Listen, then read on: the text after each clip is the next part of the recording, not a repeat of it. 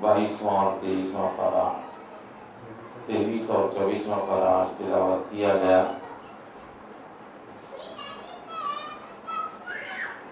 23ویں پارے کے پہلے صفحے کی ایک آیت میں نے تلاوت کی ہے، جس میں اللہ تبارک و تعالیٰ نے صاف لفظوں میں فرمایا گنہگاروں اور مجرموں کے لیے ان کو نیک لوگوں سے جدا کر دیا جائے گا، الگ کر دیا جائے گا۔ وَامْتَازُوا الْيَوْمَ أَيُّهَا الْمُجْرِمُونَ، ممتاز کر دیا جائے گا، یعنی سارے کے سارے لوگوں میں سے مجرموں کو نکال کر اللہ تبارک و تعالیٰ الگ لائن لگا دیں گے، الگ قطار میں کھڑا کر دے گا کہ جاؤ یہ نیک لوگوں کی، یہ جنت میں جانے والے لوگوں کی لائنیں یہاں سے نکلو، اور جہنم میں جو راستہ جا رہا ہے اس میں کھڑے ہو جاؤ۔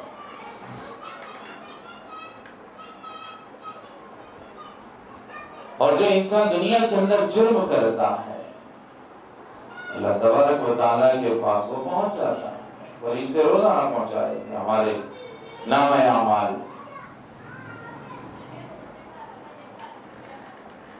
عصر کی نماز میں اور فجر کی نماز میں فرشتے ہمارے پاس موجود رہتے ہیں، آتے ہیں، یعنی تب ان کا ڈیوٹی چینج ہوتی ہے، ویسے تو ہمیشہ رہتے ہیں ساتھ میں۔ رات جو فرشتے گزارتے ہیں وہ فرشتے فجر میں چلے جاتے ہیں، دوسرے والے آ جاتے ہیں، پھر وہ عصر تک رہتے ہیں، وہ چلے جاتے ہیں، پھر عصر کے اندر دوسرے آتے ہیں۔ بہرحال یہ سلسلہ چلتا رہتا ہے، ایک لمحہ بھی ہم لوگ فرشتوں کی نگاہوں سے غافل نہیں ہوتے، ان کی نگاہوں سے چھپ نہیں سکتے۔ تو جو بھی جرم ہم لوگوں نے کیے ہیں، جو گناہ کیے ہیں، جو نافرمانیاں کی ہیں اللہ تبارک و تعالیٰ کی، وہ سارے کے سارے روز کے روز پہنچتے ہیں۔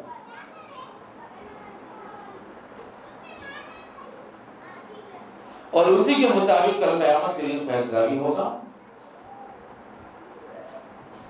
اور اللہ تبارک و تعالیٰ قیامت کے دن کسی کے اوپر ذرہ برابر ظلم بھی نہیں کریں گے۔ جب سور پھونکا جائے گا اور ساری کی ساری مخلوق زندہ ہو کر کے اپنی قبروں سے اٹھ کھڑے ہوں گے، فرشتے ان کو جلدی جلدی ڈھکیل کر میدان حشر میں لے جائیں گے۔ قیامت کا ہولناک منظر دیکھ کر کفار کہیں گے کہ ہائے ہماری کم بختی، ہمیں ہماری قبروں سے کس نے اٹھا دیا؟ تو انہیں جواب دیا جائے گا کہ یہی وہ قیامت ہے جس کا اللہ تبارک و تعالیٰ نے وعدہ کیا تھا، اور انبیاء اور رسولوں کو دنیا میں بھیج کر وقت کے لوگوں کو بتلا دیا تھا۔ انبیاء بھی یہی بتلاتے تھے، لیکن ان لوگوں نے انبیاء کو جھٹلا دیا تھا۔ سور پھونکنا، سور ایک قسم کی سخت آواز ہوتی ہے، جس کے بعد سب کے سب اللہ تبارک و تعالیٰ کے سامنے حاضر کر دیے جائیں، سب کا حساب کتاب لیا جائے گا۔ وَنَزَعُ الْمَوَازِينَ الْقِسْطَ لِيَوْمِ الْقِيَامَةِ، اور ہر ایک کو اس کے عمل کا پورا پورا بدلہ دیا جائے۔ اچھے اعمال کیے تھے تو اللہ تعالیٰ پورا پورا اجر و ثواب اور بدلہ دیں گے، برے اعمال کیے، جرم کیے، گناہ کیے، نافرمانیاں کیے، انبیاء اور رسولوں کو جھٹلایا، ان کی نافرمانیاں کی، ظاہر بات ہے اس کی سزا بھی ملے گی۔ کسی بھی بندے کی نیکی کو اللہ تعالیٰ ضائع نہیں کریں گے، اور کسی مجرم کو اس کے جرم سے زیادہ سزا بھی نہیں دیں گے، بلکہ اللہ تعالیٰ انصاف کے ساتھ، عدل کے ساتھ، پورے مساوات کے ساتھ۔ اس لیے بندوں کو حکم دیا گیا کہ دنیا کی زندگی کو غنیمت جان کر نیک اعمال کرنے کی کوشش اور فکر کر لو، تاکہ کل قیامت کے دن یہی اعمال تمہارے کام آئیں۔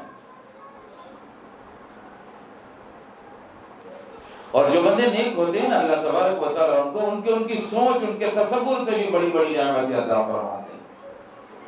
جو بندے دنیا کے اندر اللہ کے حکموں پر چلتے ہیں اللہ تعالیٰ آخرت میں ان کا خوب اکرام اور اعزاز فرمائیں گے، راحت و آرام اور لطف و سرور کی اور مزے کی زندگی ان کو اللہ تبارک و تعالیٰ عطا فرمائیں گے، بلکہ یہ بول لیجیے کہ ان کی چاہت کے مطابق اللہ تبارک و تعالیٰ ساری کی ساری نعمتیں دیں گے۔ وَلَكُمْ فِيهَا مَا تَشْتَهِي أَنفُسُكُمْ، وہاں پر تمہارے لیے وہ سب نعمتیں ہوں گی جو تمہارا جی چاہے گا۔ وَلَكُمْ فِيهَا مَا تَدَّعُونَ، اور وہ نعمتیں بھی اللہ تعالیٰ دیں گے جن نعمتوں کا اللہ نے تم سے دنیا میں وعدہ کیا تھا۔ وہاں کے پھل پھول فروٹ میوے، لذیذ ترین مشروبات، اور بیٹھنے کے لیے اعلیٰ قسم کی کرسیاں اور مسہریاں، اور دل بہلانے والی نیچے نگاہ والی حسین و جمیل عورتیں، اور ان کے علاوہ ایسی ایسی نعمتیں اللہ تبارک و تعالیٰ عطا فرمائیں گے کہ جس کا دنیا میں کبھی انسان تصور بھی نہیں کیا تھا، سوچ بھی نہیں سکتا۔ ما لا عین رأت ولا اذن سمعت وما خطر على قلب بشر، کسی آنکھ نے وہ نعمتیں نہیں دیکھی، کسی کان نے وہ نعمتیں نہیں سنی، اور کسی دل کے اوپر وہ احساس بھی نہیں ہوا کہ اللہ تعالیٰ کیسی کیسی نعمتیں دیں گے۔ اللہ رب العزت والجلال بندوں کی اعمال کے حساب سے، ان کی شان کے حساب سے اللہ پاک ایک ایک نعمت دیتے رہے، اور ایسے فرما بردار لوگوں کو ایک قطار میں کھڑا کر دیں گے، اور نافرمانوں کی ایک قطار بنا دی جائے گی، لائن بنا دی جائے گی، پھر کھڑے کر دیا جائے گا سارے کے سارے نافرمان لوگوں۔ او مجرموں آؤ ادھر آ جاؤ، وہ جنت والی لائن ہے، وہ وہاں نہیں، یہاں کھڑے ہو جاؤ، یہاں کھڑا کر دیا جائے گا۔ بندہ جھٹلا بھی نہیں سکے گا، اور اگر خدا نخواستہ کوئی بندہ جھٹلائے گا اللہ کے سامنے کہ اللہ میں نے یہ کام نہیں کیا، میں نے یہ گناہ نہیں کیا، میں نے یہ جرم نہیں کیا، میرے اندر لکھا ہوا کیسے آ گیا ہے یہ کتاب کے اندر، اور یہ میرے رجسٹر اور نام اعمال میں کہا ہے کیسے لکھا ہے، میں نہیں جانتا ہوں۔ تو اللہ تبارک و تعالیٰ ایسے جھٹلانے والے لوگوں کا بھی انتظام فرما چکے ہیں۔ اللہ فرمائیں گے اليوم نختم على افواههم وتكلمنا ايديهم وتشهد ارجلهم بما كانوا يكسبون، زبانوں پر اللہ تعالیٰ مہر لگا دیں گے، بند کر دیں گے۔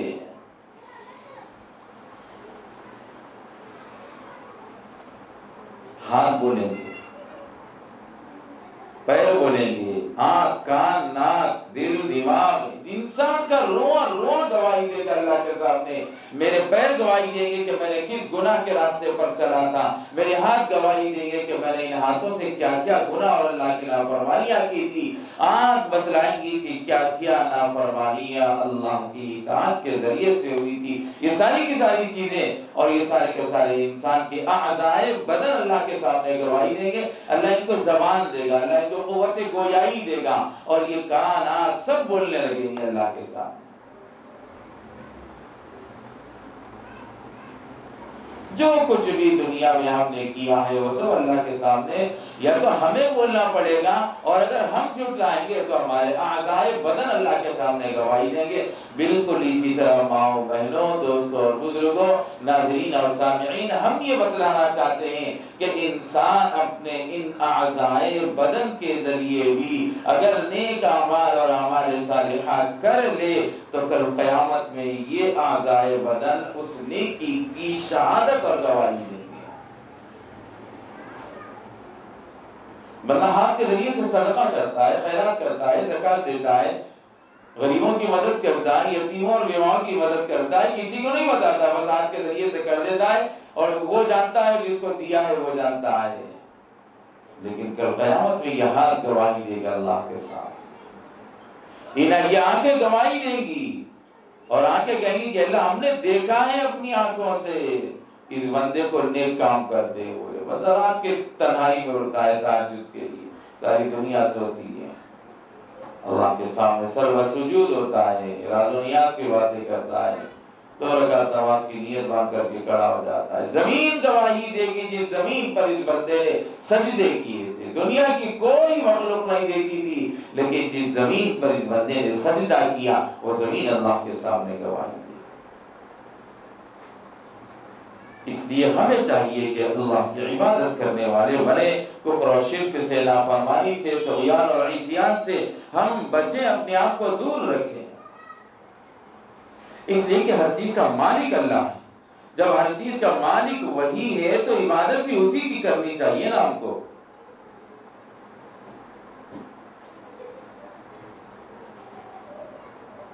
اللہ تبارک و تعالیٰ کی ذکر کرنا چاہیے، تسبیح کرتے رہنا چاہیے۔ تسبیح کے بڑے فائدے ہیں، مجھے بتلانے کی ضرورت نہیں۔ حضرت یونس علیہ السلام کو جب مچھلی نے نگل لیا تو آپ مچھلی کے پیٹ میں بھی اللہ کے ذکر کی تسبیح اور تحمید میں لگے ہوئے تھے۔ تسبیح پڑھنے کی برکت سے اللہ تعالیٰ نے مچھلی کو حکم دیا کہ وہ آپ کو اپنے پیٹ سے نکال کر ایک کھلے میدان میں ڈال دے۔ چنانچہ اللہ تبارک و تعالیٰ نے فرمایا کہ اگر حضرت یونس تسبیح کرنے والوں میں سے نہ ہوتے تو قیامت تک مچھلی کے پیٹ میں ہی رہتے۔ تو اس سے معلوم ہوا کہ ذکر کرنا کتنا افضل ترین عمل ہے۔ اللہ کی تسبیح اور پاکی بیان کرنا، سبحان اللہ اور الحمدللہ اور اللہ اکبر کہنا، یہ کتنا بڑا اس کا دین اور دنیا کا فائدہ ہے۔ آخرت میں بھی اس کا فائدہ محسوس ہوگا اور دنیا میں بھی اس کا فائدہ ہوگا۔ آخرت ایک چٹیل میدان ہے، آپ جتنی مرتبہ اللہ کا ذکر کرو گے وہاں ایک ایک پیڑ اور ایک ایک پودا لگتا جائے گا۔